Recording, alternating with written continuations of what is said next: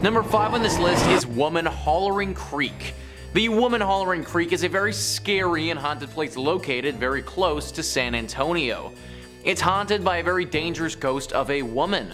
The legend says that a woman who was in a horrible marriage, one where her husband would sadly abuse her, started to lose her mind. She fell into a deep depression and in the creek that we're looking at, drowned her.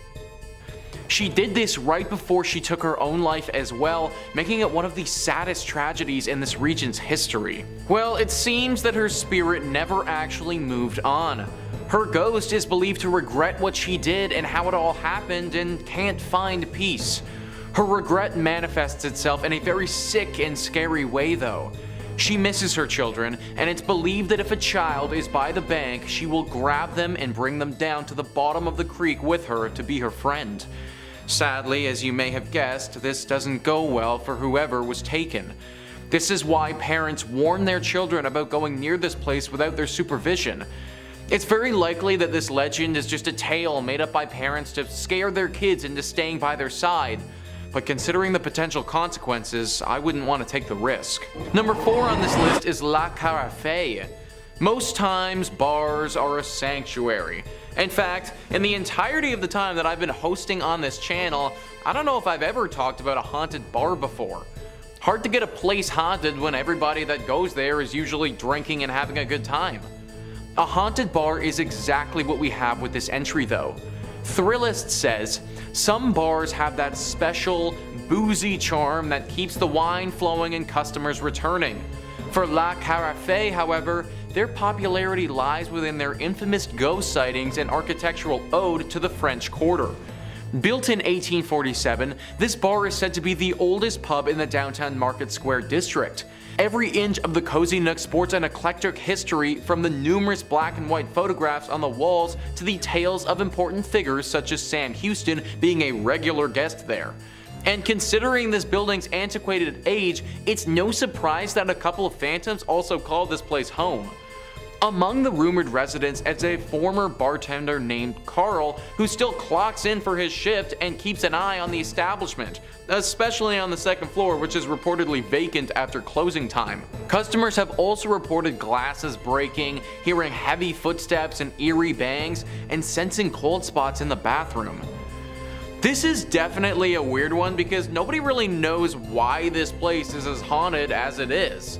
Like, yes, the bar owner kind of makes sense, but from my reading, he didn't die in an unusual or tragic way by any means, just a normal passing. I suppose the good thing here is that these spirits don't seem to be particularly aggressive, and if I could just get a drink with some ghosts without fearing for my life, then I mean that'd be pretty cool.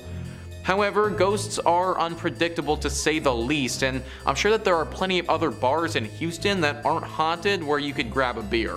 Number 3 on this list is Crybaby Bridge. This is definitely one of the most famous spots in the state when it comes to hauntings. This one specifically is the Rogues Hollow Crybaby Bridge and has a pretty sad and scary history. There are 2 legends that could be true in regards to this bridge. The first one says that the mother of a newborn child had a falling out with her lover. He abandoned her and she fell into a deep depression. She responded by throwing her newborn over the bridge and then followed that by throwing herself over as well. The second legend says that 2 parents of a newborn child were driving down the road. They got to the bridge, and on that bridge their car spun out on some black ice. The car crashed into a tree right after the bridge, killing both of the parents. The baby in the back of the car survived though, at least for a time. This road doesn't get traveled on often and it was very cold that evening. When people eventually did come upon the crash, it was too late. Ever since this incident happened, this bridge has been rightfully avoided by the locals. The horrible sound of a baby crying can be heard echoing throughout the river that it passes over. They say that standing on this bridge for too long, it's not good for your brain or your mental state. That your sanity will slowly slip away from you and any happiness and good feelings that you may have had will be sucked away down that river for good. Not a bridge that you should want to go down at all, so avoid it altogether. Number 2 on this list is Squires Castle. So calling this place a castle is a bit of a stretch, because the castle was never actually built. News 5 Cleveland says, located in the North Chagrin Reservation of the Cleveland Metro Parks, this castle is a reflection of the builder Fergus B. Squires, who was a founding member of the Standard Oil Company. The actual castle was never built, so what it's standing on today was the shell of the gatekeeper's house for the estate. Legend has it that Fergus's wife, Rebecca, was very much a city girl who wanted nothing to do with nature. Stories say Rebecca was walking up the stone stairs when she became startled by something outside her window. In a panicked state, she dropped her lantern and tumbled to her death down the cold stone staircase. Ever since this tragedy happened, Rebecca's ghost has never left, haunting all of those who visit or stay at the estate and bemoaning her unfortunate fate. The thing is that she isn't the thing that most people are scared of. It's whatever the thing was that frightened Rebecca so much that she fell to her death. Rumor has it that there could be a werewolf-like beast roaming the estate. Dark red eyes have been seen in the night at afar, and the howls of some wolf-like creature have also been reported. Is it possible that Rebecca saw this werewolf so many years ago and that's what frightened her? Maybe she isn't trying to haunt the place at all, but actually trying to scare people away from this place so the same fate doesn't happen to them. Either way, I don't recommend going. And finally, number 1 on this list is the Lorraine Palace Theater. You know, for once, it would be really nice to go see some theater without fearing for your life. Sadly, you aren't gonna get that at the Lorraine Palace Theater. The Atlanta Journal-Constitution writes, the Lorraine Palace Theater opened in 1928 in Lorraine, Ohio, near Cleveland. It seats just over 1,700 guests and was the first movie theater in the state to show talking pictures, according to the theater's website. Dave Hensley, a paranormal researcher and the founder of EVP Mediums, told the Chronicle-Telegram after investigating the palace that there are so many spirits there he couldn't even count them all. We got a name from a gentleman named Ed who said that he worked at the shipyard. That's profound because the shipyard was directly behind the palace. He claimed that he was murdered pushed downstairs, Henley said. There was a spirit who said that he died of drugs as well. And we had spirits that were killed in the 1924 tornado that hit Lorraine. That was pretty emotional, one of them said. My body flew, Henslet told the Chronicle. The theater's operation director told the newspaper most people in the area probably know about the ghosts and spirits that roam the palace's hallways. I think everybody in Lorain County has been privy to the rumors of the unexplained activity in the Lorraine Palace Theater, Chris Pataki said. In fact, a documentary in the haunted theater called Ghosts of the Palace is scheduled to debut at the movie house this weekend. Pretty ballsy move right there, guys, literally screening a movie about your haunted theater in said haunted theater. All of this though should make it very clear how haunted this place actually is. Literally everybody around this area knows about this spot. And whenever you're getting a full-on movie made about how specifically haunted you are, then you know that you've made it as a haunted location. Even though most people make it out of this theater unscathed, that can't be said for everybody. Attacks have been reported and left people feeling very emotionally and even physically scarred.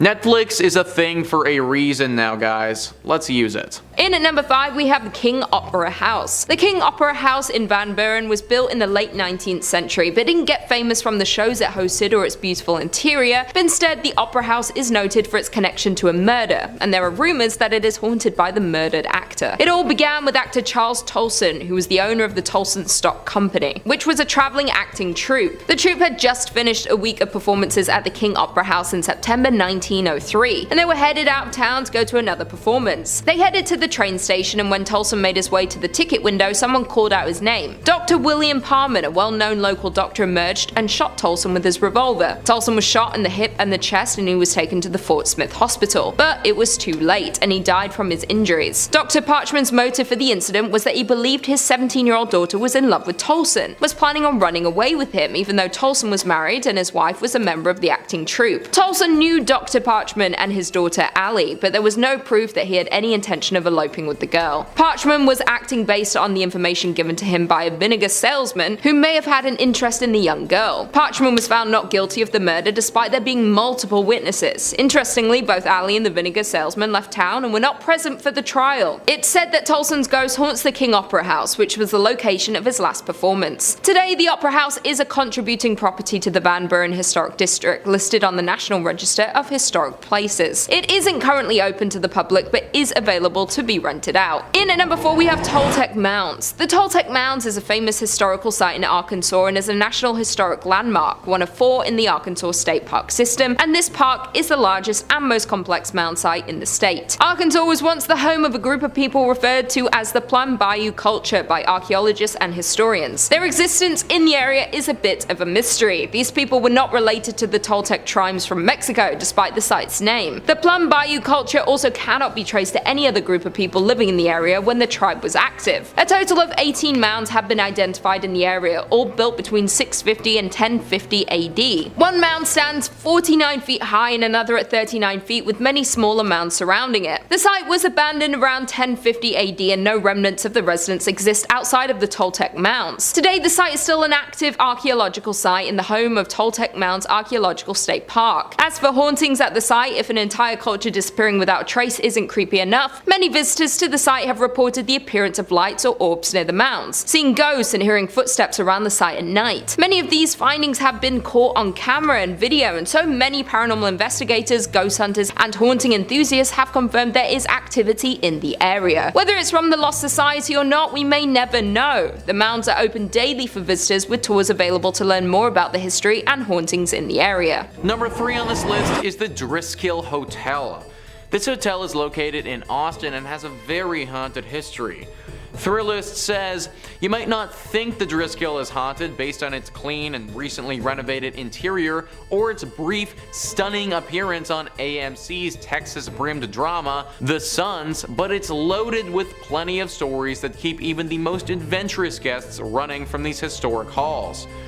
Consider the girl who fell to her death down the grand staircase, the brides who killed themselves in the bathtub of the same room exactly 20 years apart, and the reports of Colonel Jesse Driskill checking on his hotel, cigar still lit in his mouth. These spirits have haunted many people throughout the years of this hotel's operation. So many reports of sightings and feelings of presences have been had. Lots of people say that they'll feel someone over their shoulder, touching their hair, or a hand on their back, but when they turn around, they don't see anything at all. A few rooms in particular have had some stark temperature changes happen to them, so much so that people have had to request to change rooms because it got so cold. Some people have even reported seeing an orb of light floating around the stairwell, never getting close enough to a person for them to touch it, but seemingly tempting them with its presence. This is your classic haunted hotel, and it checks all the boxes as being one of the most haunted spots in Texas. Number 2 on this list is the AI Engineering Building. Now these days when somebody says AI, you automatically think of artificial intelligence, but that's not actually what this AI stands for. It actually stands for Animal Industries. Texas Highways says in 1959, Roy Simmons, foreman of the meat locker in Texas A&M University's old Animal Industries building, was performing a bit of a routine butchery on a slab of bacon. As he was cutting toward himself, the knife slipped in his hand, stabbing his leg near the groin. The blade cut open his femoral artery. His assistant, who'd stepped out for a moment, returned to find him bleeding out on the floor. An ambulance was summoned, but in vain. Simmons died before he could be removed from the building. Sims' death was a tragic accident, but it doesn't take much for a tragic accident to take on a more ghostly cast. In the daytime, we never thought much about any ghosts or strange occurrences, says Jeffrey Saville, a Texas A&M professor who was an undergrad and grad student in the 1970s. It was the nights when we were in the meat laboratory conducting research, usually by ourselves, that one would hear strange noises or feel like you weren't alone. Over the years, Saville says, students and custodians working in the bowels of the building have reported invisible footsteps, strange noises, and objects scattered far from their original resting spots. Saville attributes many of the stories to the natural spookiness of an old building and noisy machinery such as the elevator and the refrigeration compressors. A series of renovations of the building have turned the site of Sim's accident into an office space. Whether or not Sim's ghost roams the hallways, Saville says, one thing keeping his memory alive is the lesson offered by his death. It became a precautionary tale each semester as we visited with students about safety and meat cutting. It gets their attention when you tell them that somebody lost their life because of a knife accident. And I imagine it also gets their attention when his literal ghost is haunting them as they try to learn. If you're big into animal industries, then maybe look at some other schooling options before settling in on Texas A&M. And finally, number 1 on this list is Goatmans Bridge. Now, this bridge isn't the greatest of all time like the name might suggest. In fact, it's probably one of the worst bridges of all time based on how freaking haunted it is. It was built back in 1884 and initially was used as a very popular spot to move cattle across. Over the years, a tragedy struck this bridge that has it being haunted by a dark and demonic spirit. It's a sad story where a colored goat farmer was murdered by some Klansmen on this bridge many years ago. It's believed that the demonic spirit that haunts this place now is that of this goat farmer who was horribly wronged back then. Locals around this area do not go over this bridge at nighttime unless they really have to. So many sightings have happened over the years where people will go over the bridge and be met on the other side by said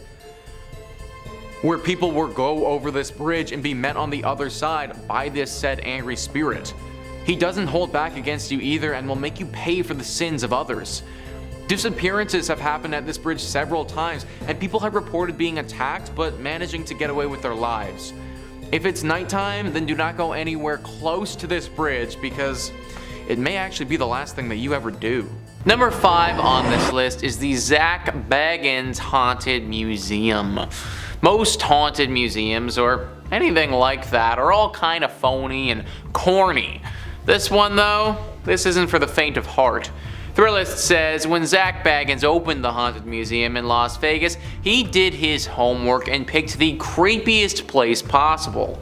The attraction is inside an old Victorian home that dates back to 1938. It was owned by a family haunted by a child who died due to surgical complications. Later, when the home was vacant, intruders broke in and held satanic rituals in the basement. Adult actress Jenna Jameson actually grew up in the house and swears the stories are true, but doesn't like to talk about it too much. Today, you can take a guided tour of the Haunted Museum, frequently used as a filming location for Bagans' ghost adventures on the Travel Channel and Discovery Plus. The museum packs a lot into one visit with more than 30 rooms. Things start off relatively tame with a look at spooky artifacts and a gambling parlor and a closet full of creepy dolls. But the pace picks up with exhibits dedicated to notorious serial killers, an up-close look at a Volkswagen van used as a death machine by Jack Kevorkian, and a haunted hallway of killer clowns. It's best not to give away too many spoilers, but at one point you'll face an item described as the most haunted object in the whole world. You will even get to explore the basement at some point, which many people believe to still be extremely haunted. You gotta wonder why the heck so many horrible things happened here. Haunted child, satanic rituals, other questionable things that have probably not been leaked to the public. I guess it makes sense to have a haunted museum here, but obviously bringing in all of these other haunted items has just further promoted paranormal energy, and now this is clearly a hotspot for spirits and ghosts alike. Only go to this museum if you can handle a good scare. Number 4 on this list is RIight Ghost Town.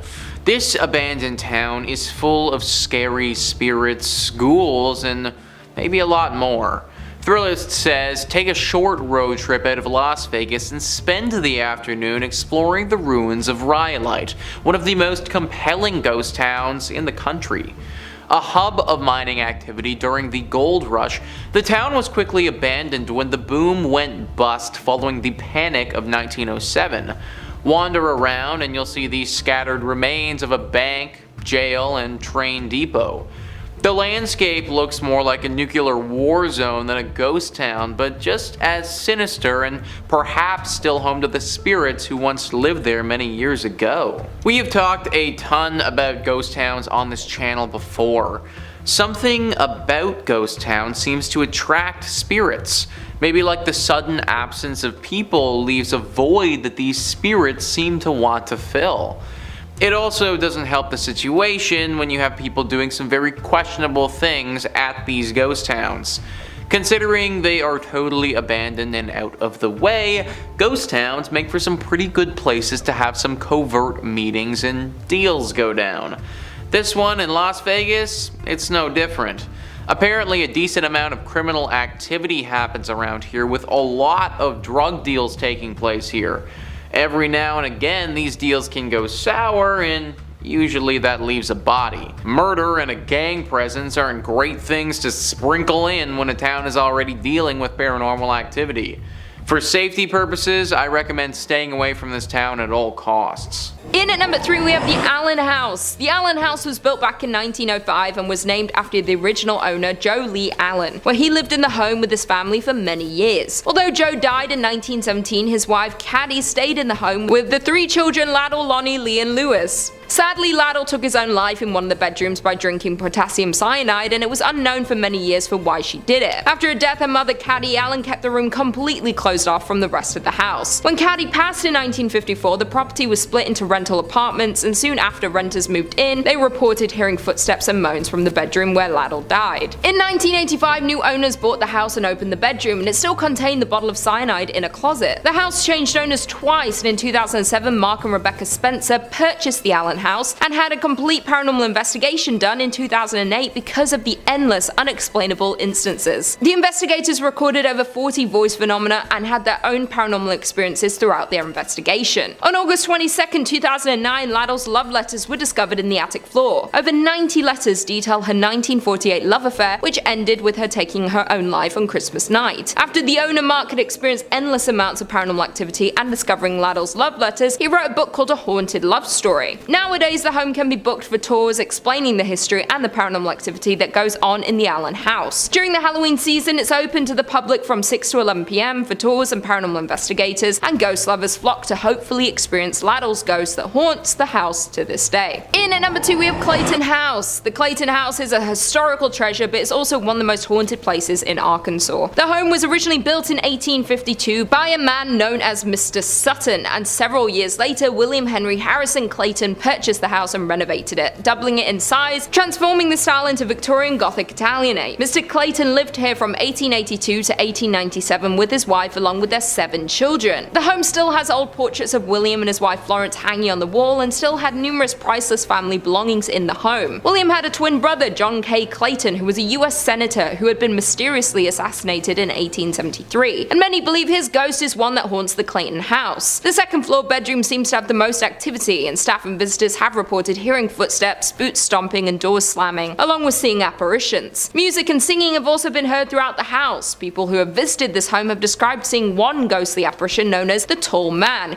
who is dressed in all black, wears a hat and walks angrily around. Another spirit often seen around the Clayton property is described as the woman in the brown dress. The woman is said to be peaceful and often just stands in one spot quite still. She is believed to be either Mrs. Clayton or possibly a nurse from the time the property was a hospital. The home became abandoned during the Civil War before it transformed into a Union Army hospital. There was a carpenter in 2007 who was doing some repairs on the home and took pictures before it started working, and when the pictures were developed, there was what appeared to be a woman in one of them. The home is now listed on the National Registry of Historic Places and holds tours of the home explaining the history and ghost stories. And finally, in at number 1 we have Cresent Hotel. The Cresent Hotel was built in 1886 and can be found in Eureka Springs. Due to the rich history, it has hundreds of tales of paranormal experiences and ghost sightings. The hotel has previously served as both a private girls' college and a cancer hospital, where Dr. Norman Baker claimed to have the cure for cancer. There are so many stories of ghost sightings, starting in room 218 where Michael, an Irish stonemason who felt to his death when building the hotel. He's known to hang out in this room and is often seen. Theodora, a cancer patient who is known to be seen fumbling for her keys outside room 419, as well as tidying up for guests when they leave the room. Brecky, who passed away in the hotel, has been seen throughout the hotel, often bouncing a ball. Dr. John Fremont Ellis, the hotel's former in-house doctor in the 19th century, is often seen, or his cherry pipe tobacco is smelled near his former office, which is now room 212. Even the famed hotel cat Morris, who had been buried on the hotel property, is regularly seen and heard. A recurring phenomenon happens at a specific spot on the 3rd floor, where the hotel connects to an annex built onto the hotel when it was a hospital. The area has been said to be a portal to the other side. There have been multiple guests who have grown faint, with a few passing out frequently. Guests turning pale and falling against the wall and then sliding down. Many paranormal investigators believe that limestone has a special ability to absorb and release electromagnetic and psychic energies. Cresent Mount in the hilltop the hotel sits on is predominantly limestone. The massive thick stones used for the body of the hotel were also made of limestone, and these factors may contribute to the amount of paranormal activity the hotel guests experience. The Crescent Hotel is dubbed America's Most Haunted Hotel and has been on many TV shows like Ghost Hunters, Ghost Adventures, and Paranormal Witness. There have been an abundance of extraordinary experiences and have attracted the attention of paranormal investigators to study and research the hotel's supernatural activity. The hotel offers daily ghost tours to learn more about the ghost stories, sightings, and the history of the hotel. Number 5.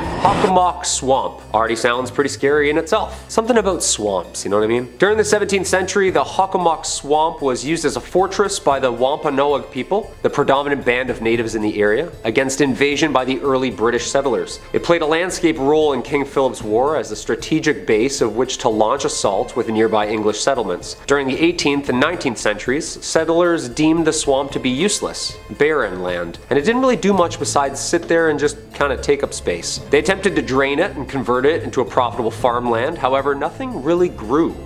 The natives of the region placed a much higher value on the swamp, however, for centuries. The first people had relied on hunting food there, riddled with fauna, and the swamp had gained an important legend and folklore among them as being a place where many things meet. They named it Havok, the Algonquin term meaning place where spirits dwell, and that's exactly what people say they do. Dwell there. What makes this swamp so haunted is the different purposes it was used for. A cesspool for bones of the fallen. Some places are just more susceptible to violence and death over the years, and that reputation of spirits lingering is what's so heavy and cold about this location. Much of the swamp served a dual purpose as a sacred burial ground as well. The Havok is occasionally referred to as the home of the Hobomok. The Wampanoag people worshipped and feared Hobomok, the chief deity of death and disease. Hobomok, composed of human souls of the dead, was known to congregate in areas like the Havok Swamp. Thus the term and lore stuck. Yep, just a giant mud monster swallowing souls. Charming. There are many stories and legends that have become associated with this swamp and are even connected to the number 1 on my list. It remains a place of mystery and fear and apparently good frog catching. Number 4.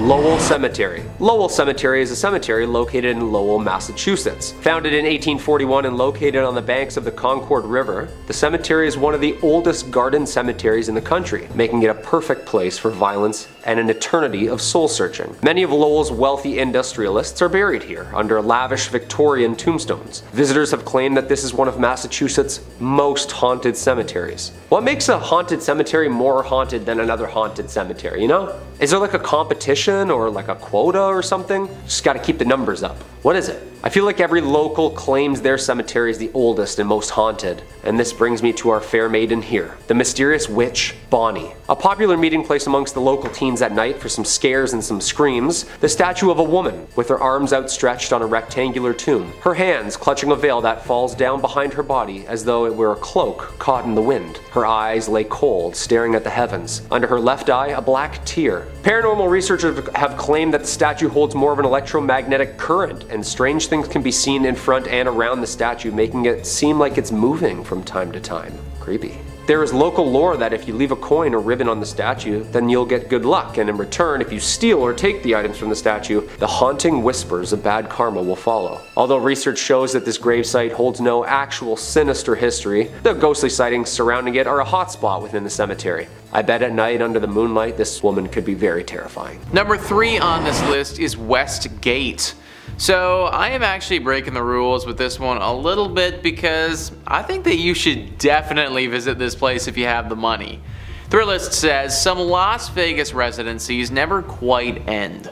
Elvis Presley redefined what it meant to be a superstar entertainer in this town, with more than 600 shows over 7 years at the International Hotel, which became the Las Vegas Hilton and is now the Westgate. The property continues to honor the king with a statue in the hotel lobby.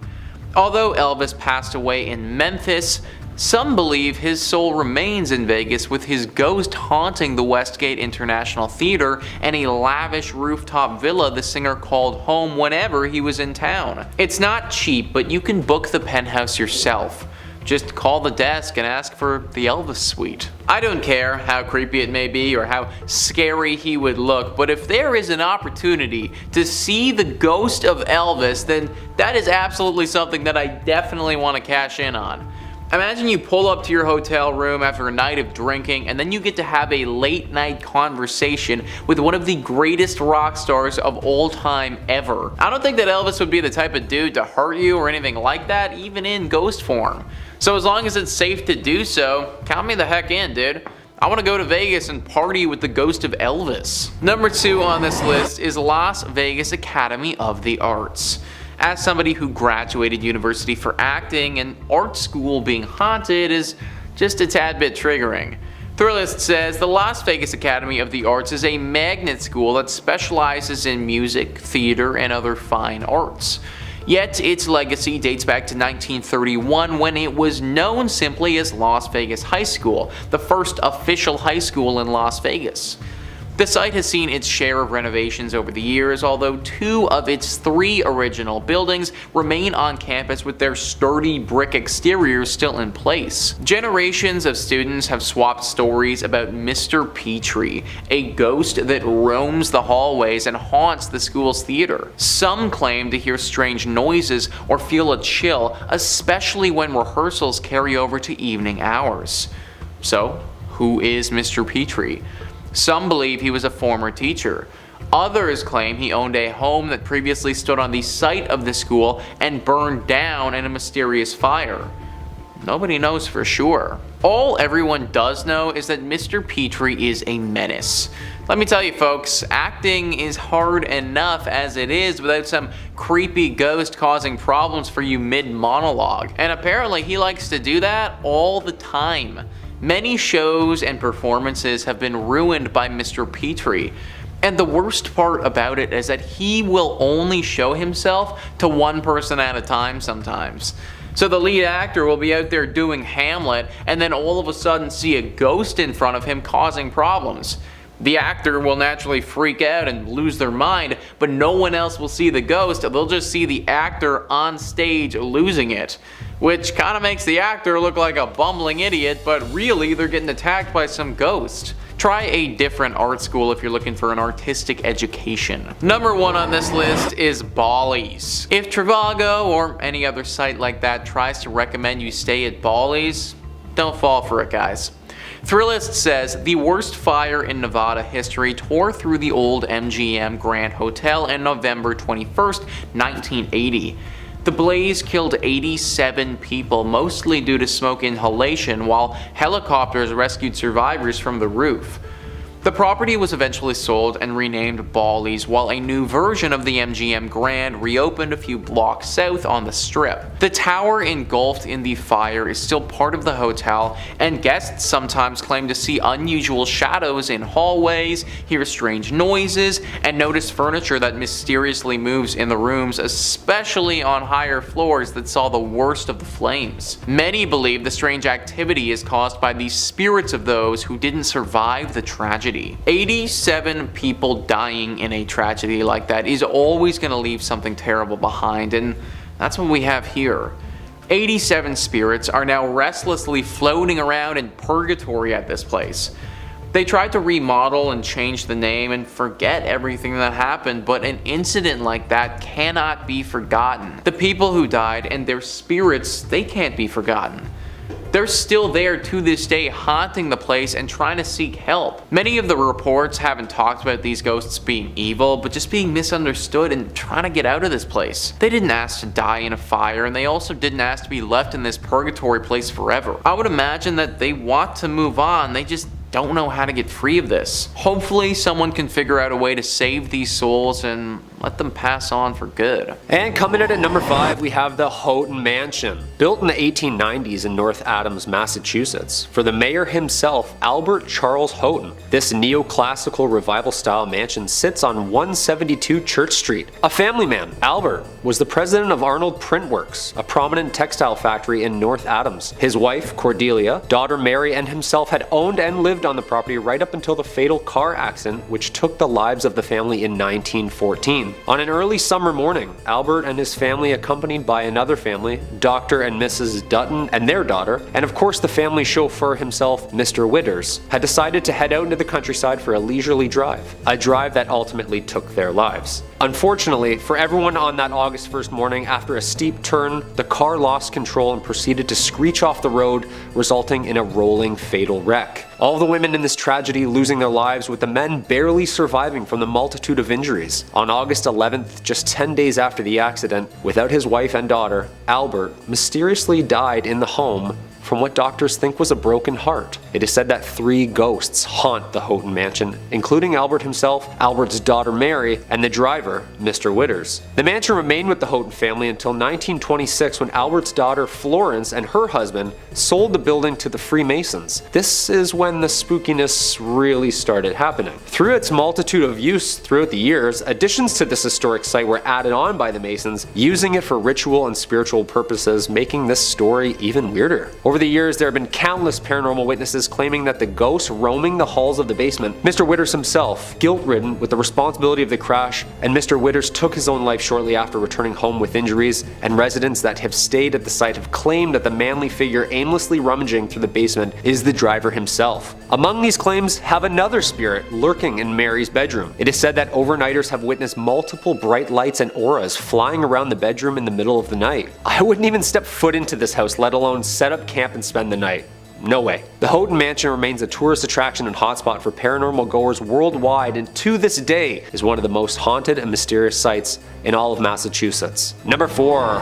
The Hoosick Tunnel. The Hoosick Tunnel, from the Algonquin word place of stones and the Mohawk word forbidden, is a 4.75-mile active railroad tunnel in western Massachusetts that passes through the Hoosick Range, an extension of Vermont's Green Mountains, and runs from Deerfield River in the town of Florida to the city of North Adams. The construction began in 1815 and ending in 1875 with a budget of $2 million, at the time the largest tunnel ever constructed, and it was later the result of taking lives of over 200 men during its construction entirety, earning it the nickname from locals, the Bloody Pit. This haunted, barren, 5-mile, completely enclosed stretch was subject to multiple accidents and deaths over the years, giving the tunnel its haunting history and reputation of being cursed itself. With the word forbidden, did the Mohawks know something that the workers didn't? Essentially, this cold, underground, pitch-black hole became one of America's strangest grave sites, resulting in everything from mysterious gas leaks, dynamite explosions, roofs collapsing, and even mechanic failures resulting in a mass flood. For the past decades, there have been numerous paranormal activity witnesses who have documented strange events, from police officers to the freight conductors themselves. Some of the reports over the last 100 years included numerous farmers and wagons ending up in different areas of the railroad, missing hours of time. The farmers had claimed that when spending time around the railroad and its tracks, that memory and confusion would always set in. Some residents have claimed that they have even been chased out of the tunnel by an unexpected freight train chugging along aggressively through the tunnel like a bat out of hell, and then vanishing. Numerous ghostly figures resembling workers roam the dark tunnel, and if that isn't scary enough, some people, including hearing the echoes and screams of even the workers who were buried alive under the rock, still holding their tools, or even seeing ghostly figures in pumping chambers where numerous men tirelessly making rafts not to drown. The Hoosick Tunnel remains one of the most visited and haunted places, marking it just one of the sites you'll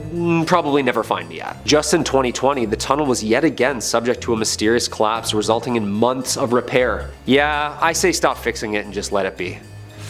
Number 3. Boston Common. Most common fact about the Common: one of the most haunted places in Boston. That rhymed really weird, didn't it? If you're out for a walk and feel the need to brush up on your American history, then you can be sure to either see the ladies by the trees or the Patriot men rushing the battlefront. Well, what's left behind from them at least. The Boston Common had a multi-purpose identity through the centuries. Originally as a farm, and then trading grounds for the British and American military, the Common was used as a camp during the American Revolutionary War. 20 minutes to load these old muskets and a lot of people dying. It was also used for public hangings up until 1817, most of which were from the large oaks, which were eventually all replaced with gallows in 1769. These grounds held weight during the witch trials and made a perfect open concept park that a spectacle could be enjoyed at. These people were sick. This place has seen its fair share of violence. The 350-year-old park is full of graves, ghosts, and gallows. It's almost impossible to know just how many bodies lay underneath the park, like a cesspool of unmarked graves from many different eras. Most buried here were low class, sick, or died in battle. Oh, and of course were hanged in front of the public. This place is home to many dark shadows, cold spots, and the occasional smell of gunpowder. Next time you're in Boston, swing by one of America's oldest and fullest cemeteries and see if you can see anything for yourself. Number 2.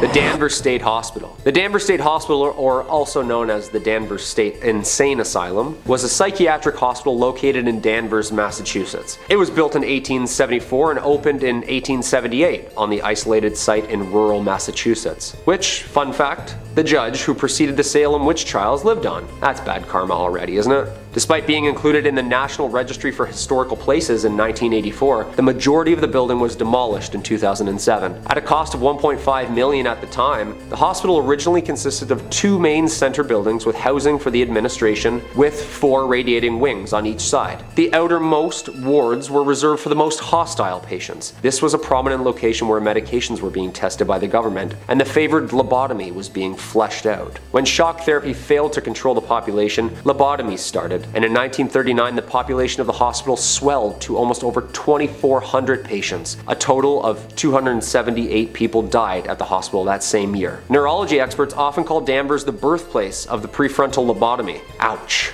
Visitors to the hospital during these years reported lobotomy patients wandering around staring blankly at nothing, unaware of who they were or what they were doing. Large budget cuts in the 60s played a major role in the progression of closing the Danvers State Hospital, and with nicknames like Hell Hill Hospital and Lunatic Asylum, the hospital began slowly closing its facilities by 1985. The original hospital wards were closed and abandoned soon after. During the 80s, reports began to filter out of the hospital about missing teenage patients. The stories of ghostly figures and shadows in the windows were thriving. Are the ghosts of the lobotomized patients still aimlessly walking the realms of this now demolished hospital? What do you think? And number 1, the Bridgewater Triangle. Just a couple miles south of Boston is one of the most interesting and bizarre places in Massachusetts. I chose this as the number 1 spot due to not only the paranormal ghostly figures that have been seen across the vast plains, but 200 miles of connected weird events. That will definitely catch our attention. It's named from the triangle shape. The paranormal events and phenomenon that occurs within these mapped lines includes as many as orbs, UFOs, Bigfoots, fairies, skinwalkers, alien hybrids, you name it, it's there. Well, possibly there. The towns of Raynham, Brockton, Norton, and Taunton are all subject to a universal head scratcher. In the 70s, there of course was a surge of UFO witnesses, at the same time several Bigfoot. Huh, that's interesting. Massachusetts just keeps getting stranger and stranger, doesn't it? Huge humanoid creatures, motherships, and landed UFOs have also been spotted and reported within this 200 square foot mile radius. Do you think this place is like a Skinwalker Ranch type of place? Maybe some motherships are trying to just reconnect with the Wi-Fi upstairs? I don't know. Whatever it is, the Bridgewater Triangle has been home to numerous documentaries and folklore and attracts spooky goers each year with its variety of paranormal activity. Coming in at number 5, we have South Manatee Island in Leland. South Manatee Island is part of an island chain in Lake Michigan that extends north to the Straits of Mackinac. The only public access is by ferry from Leland, Michigan. The island consists of a ridge of tilted layers of limestone buried under a blanket of glacial debris. 16 miles offshore from the Leelanau Peninsula, peninsula, featuring 300-foot sand dunes, deserted shoreline, and empty campground. It's about as terrestrially creepy as you can get in Michigan.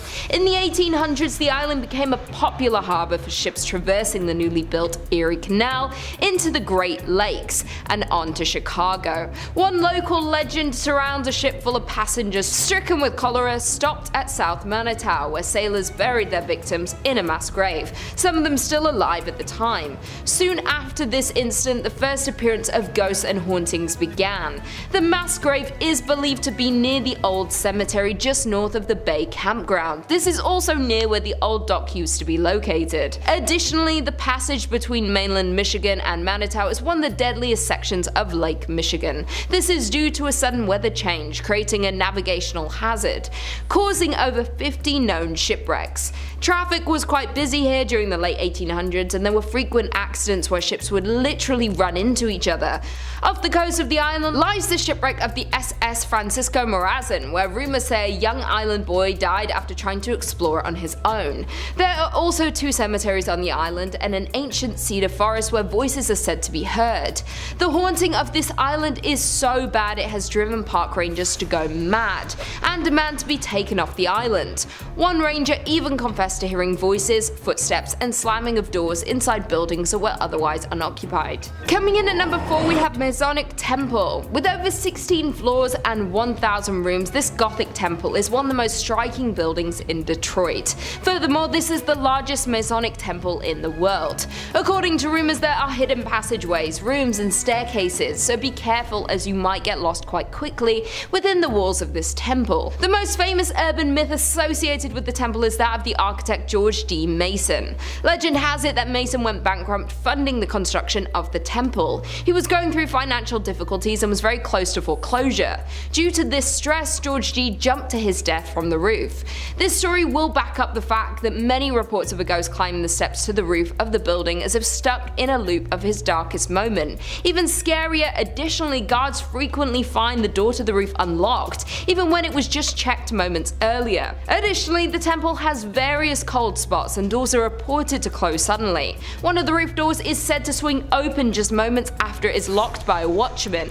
Many people report the feeling of being watched while inside of the building. Number 3. The USS Salem. Planes, trains, and automobiles. Well, almost. A big boat. The USS Salem, a heavy cruiser built for World War II in 1945, was originally built for action. Its bold, aggressive architecture was one of the last, as it was more of a bluff to its opponents than actually a hero of war. In May 1949, War Departments handed the Salem's helm to Captain J.C. Daniel himself. The ship was built and updated with what was then the latest military tech and weapons, and it was meant to strike fear in whomever or whatever was in her way. Although the ship wasn't used in any action during World War II, it acted as a flagship, training operation, and main purpose as a threat to the naval enemy. It wasn't until the USS Salem had responded to the 1953 Ionian earthquake, or also known as the Great Kefalonia earthquake, as it hit the southern Ionian islands of Greece on August 12th, devastating the entire area. The USS Salem landed on Greek shores and acted as an improvised hospital and morgue, giving it its famous name, the Sea Witch. The ship was decommissioned shortly after its rescue and lays in Boston's harbor as a tourist attraction from all of its dark history. Some of the paranormal activities that arise on the ship include the Burning Man, who smells of rank death and can be seen in the mess hall where the bodies have been stored. Another famous apparition on the ship is the ghost girls who lurk the halls of the ship. Little ghostly figures can be seen and felt on the legs of tour goers. Some people claim that the ship is even home to hellhounds, an aggressive pack of ghostly creatures that roam the ship growling and scratching at closed doors. Yeah, the next time my dog scratches at my door, she's going up for adoption, I'm sorry. Number 2, the Lizzy Borden House. This quaint bed and breakfast located at 230 2nd Street is home to one of America's most haunted and mysterious homes. The Lizzy Borden House gets its haunt from an unsolved murder of Lizzy Borden in 1892. One of the most infamous true crime figures known for her murdering of her father and stepmother with several blows to the head with a hatchet. Oof, ouch. Although acquitted, the killings remain unsolved to this day. This case earned notoriety, and much that the popular local children's rhyme had been linked to this death. Lizzy Borden took an axe and gave her mother 40 whacks When she saw what she had done, she gave her father 41. That is horrible. On August 4th, 1892, Lizzy's stepmother of 27 was struck 19 times while her father Andrew was hit 11. Although Lizzy Borden was acquitted and found not guilty, the dark history draws in crowds every night for its nightly tour of the premises. The Lizzy Borden room, the infamous room where all of the murders took place, is the most requested and most popular for paranormal overnighters. And not only can you enjoy a lovely inclusive breakfast to yourself, but the nightly house tour, ghost tour, and ghost hunt attracts fans of horror every night of the year. Yeah, that's terrifying.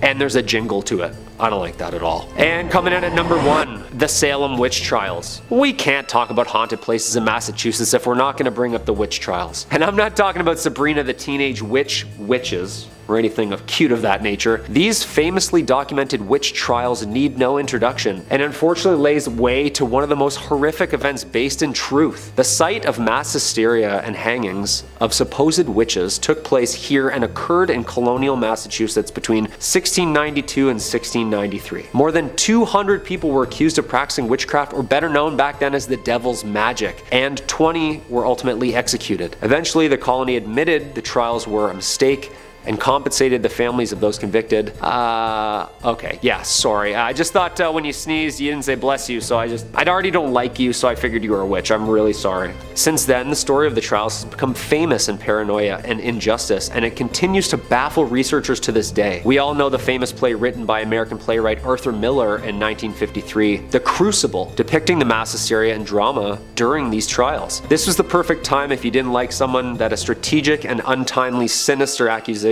led to the demise of thy neighbor. I saw Sarah Good with the devil. I saw Goody Osborne with the devil. Who else don't I like? I saw Bridget Bishop with the devil. Abigail. End of Act 1. Since the start of the trials and hysteria in North America, other European countries shortly followed with their own mass witch hunts, resulting in somewhere between 40,000 and 60,000 tried and executed for witchcraft. That's a lot of broomsticks. The Salem Witch Trials of Salem, Massachusetts is still one of the world's biggest hotspots for mystery and paranormal story. Coming in at number 5, we have William A. Irvin. During the fall season, the ship has haunted tours with actors, but the ship really is haunted. The haunted ship began in Duluth in 1992. Before the haunted ship started, the William A. Irvin was open for regular boat tours during the month of October. Historically, this month was really slow, and the DECC needed a way to generate more revenue during this quiet month. Having heard about a failed attempt by Cleveland's William G. Mather trying to become a haunted ship, the DECC decided to try their own hands at a haunted attraction. The William A. Irvin partnered up with UMD to give the school's drama department some experience on production and acting. Needless to say, their attempt was a huge success. More than 2 decades later, the haunted ship is the peak of the Irvin's yearly business. The most common sighting that employees relate is that a lady in white has been seen walking around the ship, noticeably. She is usually up on deck and is dressed in period clothing. Nobody has ever been able to identify who she is or why she is tied to the vessel. There is also said to be a former captain who is still overseeing his ship. He is most often seen in the captain's chair and is said to be angry that the ship remains in dock and is no longer seaworthy. There are another 2 men haunting the ship. One sticks to the front of the ship and apparently does not understand what has happened to him, while the other sticks to the rear of the ship and has confirmed that he died after falling from a ladder. The family of the second man has come forward and said the story surrounding his death was always suspicious and they were denied a claim to his pension. In at number 4, we have Eger Tower. The 82-year-old watchtower can be found right in the middle of Eger Park. The tower was built in 1939 and looks over the Duluth Harbor, being known as one of the most well-known haunted places in Minnesota, and for good reason. The tower is 531 feet above Lake Superior and is built of bluestone from local sources. Eger Tower was first dedicated by Crown Prince Olav and Crown Princess Martha of Norway on June 15th. It was built as a tribute to businessman Bert Enger, who passed away in 1931. The dedication was in honor of Bert Enger, native of Norway who came to this country and became a successful furniture dealer. At the time of his death, Mr. Enger donated 2/3 of his estate to the city of Duluth. This included the land known as Enger Hill, which along with Eger Tower is also the home of Eger Park and Eger Golf Course. The tower can be seen almost anywhere throughout the city and has since been restored. restored. There is a local legend that a man took his own life in 1948 by jumping off the 5th level of Eger Tower. They say his body has been found hours later but was never identified. That being said, there are numerous ghost stories of visitors seeing a man on the 5th floor of the tower before entering, but when they reach the top, he is gone. Coming in at number 3, we have Doti Hotel. The Doti family has owned and operated the hotel since it opened in the 1920s. The Doti men were and remain the business managers. However, as the current owner Jim Doti tells it, it was the Doti women who were the heart and soul of the business. The hotel has a colourful history. During Prohibition, it was a speakeasy, a place for backroom gambling and adult entertainment. It was also a meeting place for the Mafia and Purple Gang. Here, they worked out their differences. In 1938, the hotel was the site of one of the Michigan's most notorious murders. Isaiah Lebo, former Purple Gang attorney turned Purple Gang businessman, was murdered in the bar. He was shot by his cousin and business partner Jack Livingston and sadly passed away.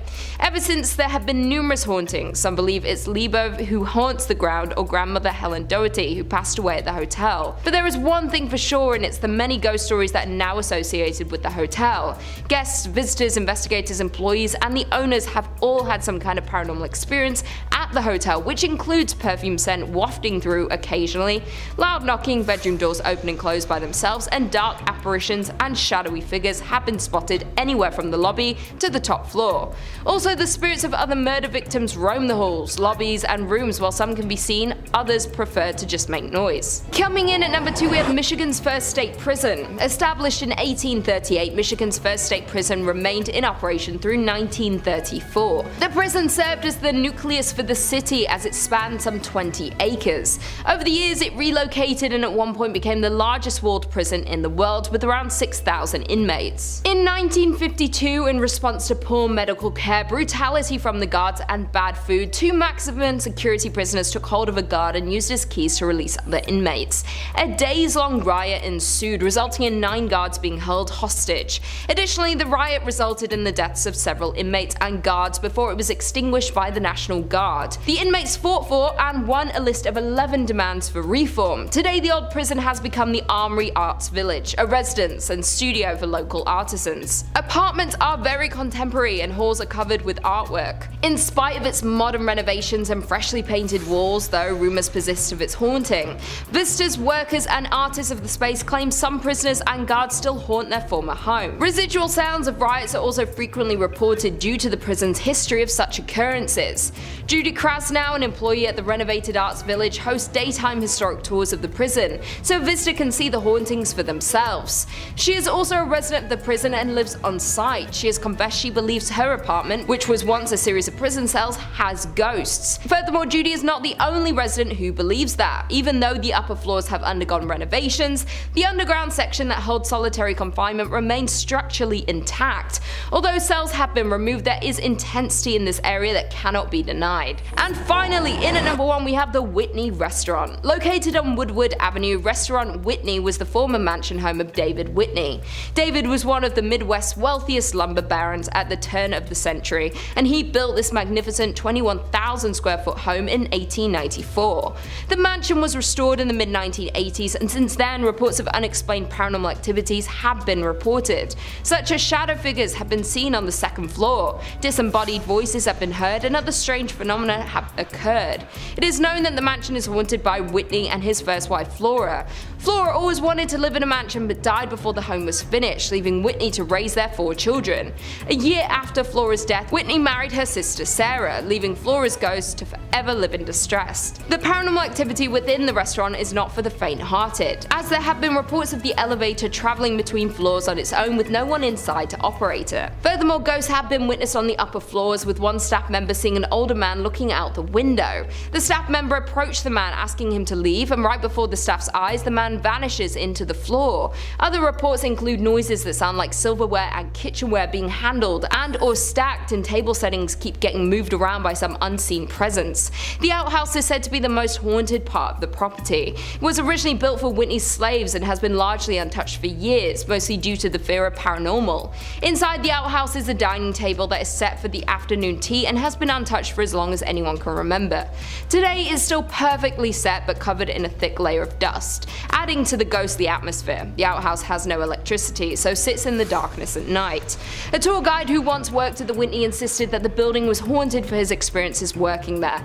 The worker claims a group of dolls vanished from a room inside the building. Also, the worker has reported hearing his name being called from an empty area of the building. The Whitney Mansion is an elegant and beautiful property but has high body counts, a haunting history, and plenty of supernatural sightings still happening today. Coming in at number 5 we have Mispar Hotel. Named after the Mispar mine, the hotel was opened in 1905. The hotel is considered a historic beacon of central Nevada's mining boom that came and went and left behind a trail of ghost towns, and is located between Las Vegas and Reno in Tonopah, Nevada, which has a population of around 2,000. Due to it being originally opened at the height of Tonopah's silver boom, it hosted celebrities and wealthy investors. The famous celebrities that have been linked to the hotel are Howard Hughes, Jack Dempsey, and Wyatt Earp. Additionally, at the time it was the tallest building in Nevada and was one of the first luxury hotels in the state.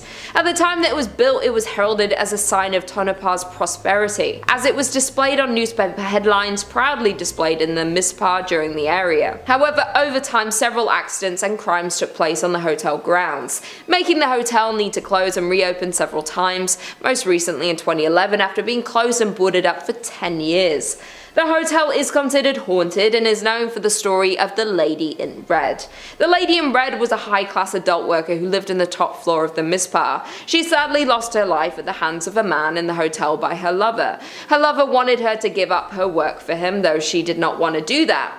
Due to the disagreement, she sadly met her fate in the hotel. The room where paranormal activity is most active would be the room where she lost her life, and it's considered the Lady in Red's room. And it is the very room you can now book and stay in on the top floor. There have been reports from guests and staff of the Lady in Red being seen riding the elevator, while other reports of hearing her whisper in the guests and staff ears. Additionally, she is known to leave pearls in the bed of guests that she is fond of. That being said, the Lady in Red is not the only spirit that haunts the hotel, as there is a nameless soldier who died in the hotel, and unfortunately they never were able to be identified. It has been reported that the soldier haunts the 3rd and 4th floors. Guests have also reported of a force tugging at the back of their shirts and unexplained giggling, while others report the inability to sleep because they felt as if someone was standing next to the bed watching them all night. The Mispar Hotel has been named the most haunted hotel in America, and for a good reason. In at number 4 we have Goldfield Hotel. Located in Goldfield, Nevada, you'll find the Goldfield Hotel. The hotel opened in 1902 and formed a large crowd of visitors and guests in its early years of operation. In its early years, the Goldfield Hotel was visited by politicians, bankers, and gunslingers. Built in the heart of the town, the Goldfield Hotel was one of the most sought out buildings in Goldfield and was known as the finest hotel between San Francisco and Denver. The man behind the hotel was George Wingfield, a successful and wealthy banker, mining magnate, and joint owner of the booming Goldfield Consolidated Mines Company. However, as with many boom towns, Goldfield's mines eventually dried up, causing the population and stream of hotel guests began to dwindle. The hotel went through a series of owners, from private owners to the US Army during World War II, and now is owned by Red Robert's son. The Goldfield Hotel was once the most spectacular hotel in the state of Nevada, but today operates under a different notion as one of the most haunted places in Nevada, if not the entire United States. The most known ghost story is of a woman named Elizabeth, who was speculated to be George Wingfield's mistress. Elizabeth became pregnant with Wingfield's child, and to protect his marriage, George paid her to stay away, though he grew fearful that he would get exposed for cheating on his wife. Therefore, George ultimately locked her in room 109 throughout her entire pregnancy.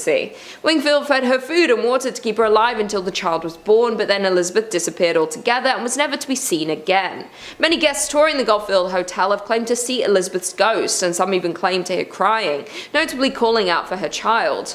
George's ghost is also said to haunt the hotel, with guests reporting to the lingering smell of cigars and ashes being left on the floor. Those aren't the only ghosts that haunt the Goldfield Hotel, as other spirits of those who lost their lives on the grounds of Goldfield have been reported to be seen lurking in the halls and lobby of the old hotel. Coming in at number 3 we have Van Dusen Mansion. In 1892, In 1892, grain baron George Van Dusen built a monumental mansion for his family. With 12,000 square feet, 10 fireplaces, a turret, and a $45,000 price tag, the home was a symbol of turn-of-the-century prosperity. After 2 generations of Van Dusens moved out in 1937, the building had been used to house almost everything except a family since, being used as a school, training medical facility, and even a college throughout the years. It was vacant in the late 1930s and spent 20 years as the College of Commerce. It was home to Hamline University Law School, then the Horst International Education Center. In the late 1980s, the castle fell on hard times and became little more than a flop house. By the early 90s, it was headed for the wrecking ball.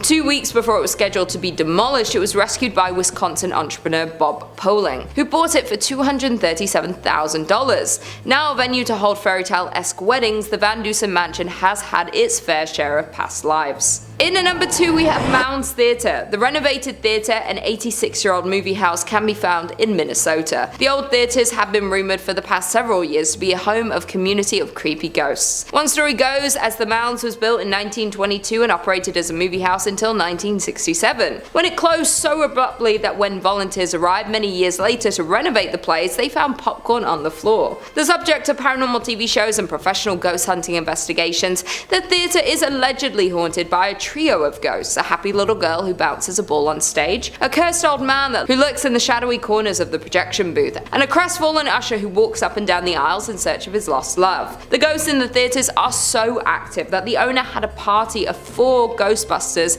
in a projection room sit in one dark and stormy October night. The dim light was extinguished and the room grew chilled. The owner stated that as the 4 sat silently awaiting their fate, shivering in the dark, and all at once there was the sound of a man crying. When investigating the sounds of the crying man, they found a shadow figure in the corner of the room. The figure reported having black glittering eyes and an aura of anger. Because of the odd ghost encounter and negative energy, they had to abruptly end the ghost investigation before it was too late. Another former owner, who reopened the theatre in 2001, claims that the spirits of the theatre have gone physical and grabbed them while they were working late at night. Some paranormal investigators have left with claw marks on their backs, but the scariest ghost of them all is considered the young girl. This is the theatre's most notorious ghost and is seen in a pink dress, often bouncing a ball on the stage. And finally, in at number 1 we have Anoka State Hospital. Located in Anoka town is the Anoka State Hospital, which is arguably the most haunted place in Minnesota. The Anoka Hospital was the first state asylum for individuals that were deemed insane. The building was established in 1898 and opened in 1900 to admit patients from other state asylums that had become too crowded. The first 100 patients were males from St. Peter's State Hospital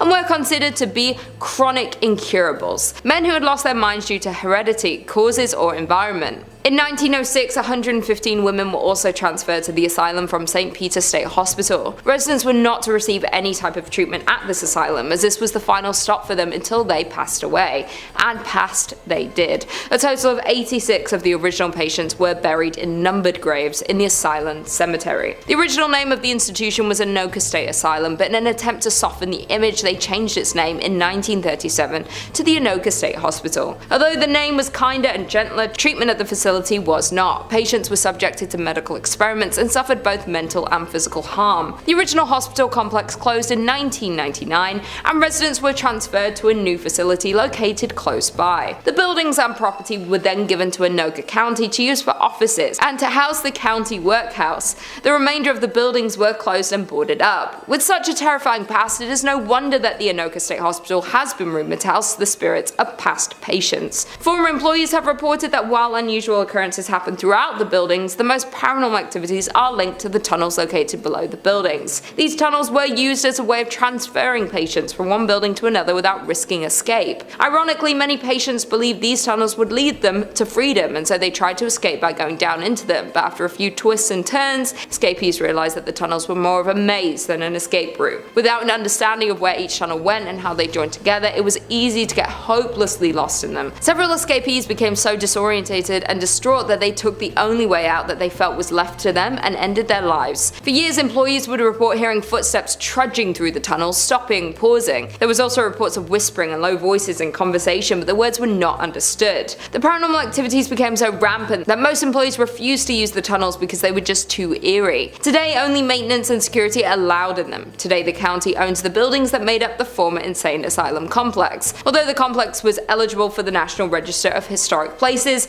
it appears that time has passed. The current buildings are in a state of extreme disrepair. Number 5 on this list is Stivers School for the Arts. This is a high school that's attracted hundreds of artistic students from around the region for years. It's apparently a really good school, however, ever since a murder back in the 1920s, it's been deeply haunted. AGC writes, according to the online magazine Dayton Most Metro, a teacher named Mary Tyler was found dead in the pool with a locket in one hand and a broken pointer in the other. The teacher was reportedly involved with a senior student at the time of her death. He disappeared after her body was found and was never seen again. Officials believe the unnamed student tore his picture out of the teacher's locket so nobody would suspect him, according to the writer Julian Heisler. The school eventually covered over the pool, building a classroom on top of it. A trap door still leads down into the pool, which is used for storage now, Heisler said, but it seems Mary Tyler never left. Students and maintenance staff have reported Tyler's ghostly figure levitating in the abandoned pool and floating about the lower levels and the network of tunnels buried underneath the school,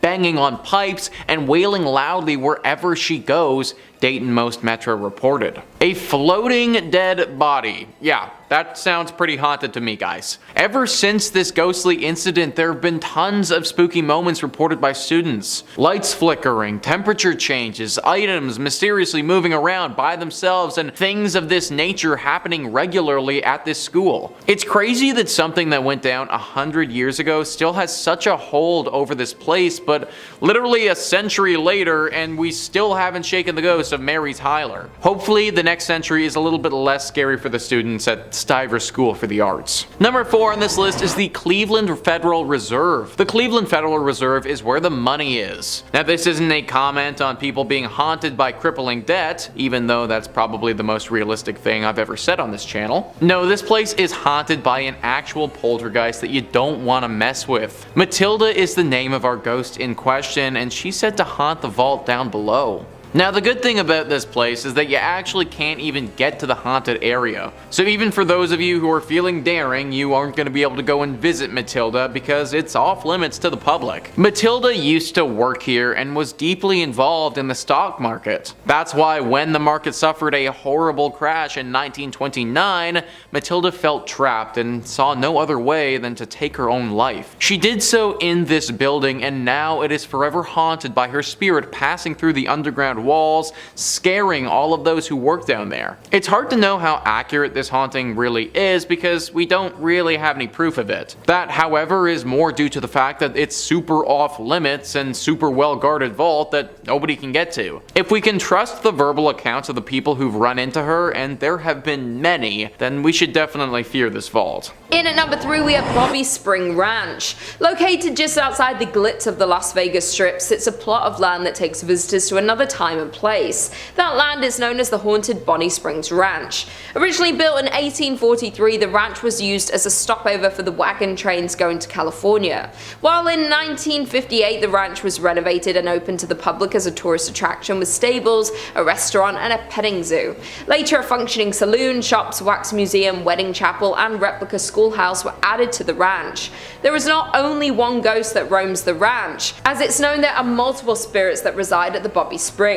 But one of Bonnie Spring Ranch's most commonly sighted ghosts is that of a little girl. Her spirit is mostly sighted playing in and around the town schoolhouse before suddenly disappearing. The nearby merry-go-round has also been known to turn on its own unexplainably, where many believe it could be the spirit of the little girl playing on the ride. Another active area of Bonnie Springs Ranch for paranormal activity is the Wax Figure Museum. This small tunnel-like maze leads guests through a creepy history display, which literally comes to life for some. Many have claimed to witness these wax figurines figurines move on their own and appear as though they are inhaling breath. The ranch's management even had to allegedly nail the displays down as they were moving out of position so frequently. The final and most evil of Bonnie Springs Ranch's hauntings are found within the Opera House. It is here that a darker, more negative energy is present. The spirit takes the form of a dark shadow figure that follows people through the area and has even been captured in photographs. Disturbing the EVPs have also been caught in this area. In at number 2 we have Nevada's Governor's Mansion. From the outside, the Nevada State Governor's Mansion is a grand 2-story building. While inside on the first floor you'll find the grand entry hall, the reception room and the formal dining room. Though don't let its appearance fool you, as there are spirits haunting its grounds. The Governor's Mansion was completed in 1909 and the Governor Denver S. Dickerson was the first governor to occupy the residence. His daughter June is the first and only child ever born in the Governor's Mansion. The mansion is said to be haunted by June and her mother Una. Since their passing in the mansion, there has continually been paranormal activity reports in the household. The mansion is said to be haunted because former employees at the mansion have reported hearing cold wind blowing from an antique grandfather clock that also swings open periodically without assistance. Former First Lady Sandy Miller's brother-in-law is said to have seen the apparition of a woman in a white gown. The woman is believed to be Una Dickerson, dressed for the mansion's opening in 1909. And finally, in at number 1 we have Silver Queen Hotel. Located in Virginia City, Nevada, the Silver Queen Hotel was constructed in 1876. This makes it the oldest hotel in Virginia City. However, the Silver Queen Hotel is known for much more than just being the oldest hotel in Nevada. The main level of the property features an authentic 1870s saloon with one of the largest single-piece wooden bar counters and bar backs you'll ever see. The Silver Queen is also a popular destination for weddings, as there is a historic chapel on site. Of all of the allegedly haunted places in Nevada, paranormal experts tend to agree that Virginia City, as an entire city, is the most collectively haunted place in Nevada, especially as staff, guests, and countless paranormal investigators are certain that ghosts roam the 138-year-old property. One of the most active spirits that haunt the hotel is Rosie. Rosie was an adult entertainment worker who dealt business in the Silver Queens. Though during the late 1800s in room 11, Rosie lost her life. Her story remains mysterious, but Rosie is said to have never left the Silver Queen, making countless appearances in the decades following her passing. Even though the entire hotel is carpeted, guests have often reported loud steps on a wooden floor, rattling doorknobs, the sound of voices, or even the sight of Rosie herself at the top of a long staircase where she has been spotted lingering. Other visitors report on TripAdvisor and Yelp describing the loud noises at night and an unexplainable sense of eeriness. One guest had a more terrifying encounter in the hotel as they described getting chased down the hallway in the middle of the night by a